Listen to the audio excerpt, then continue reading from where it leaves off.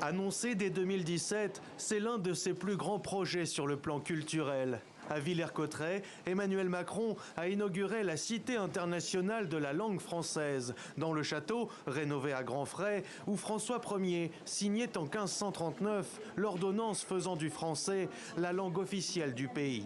Une langue partagée dans le monde entier et qui dispose désormais dans son berceau d'un lieu dédié à la francophonie.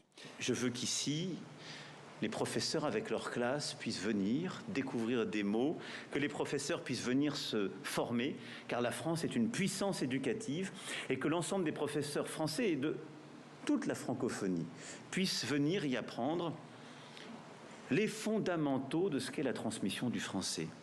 Bibliothèque magique contenant des milliers d'ouvrages avec conseils de lecture via l'intelligence artificielle, dictées interactives, spectacles et résidences d'artistes, la cité se veut un lieu vivant, pas un musée selon son directeur. Il n'en reste pas moins un lieu chargé d'histoire, tout comme son objet, la langue française.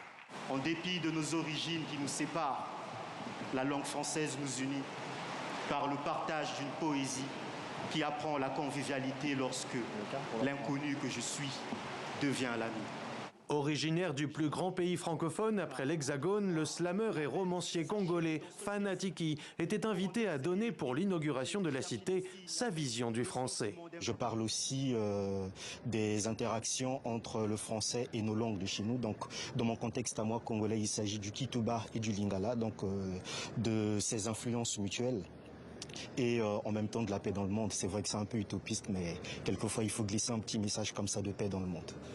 Un message de paix décliné en français qui résonnera particulièrement à Villers-Cotterêts l'année prochaine. La cité accueillera le sommet de la francophonie auquel seront conviés les dirigeants de 88 États.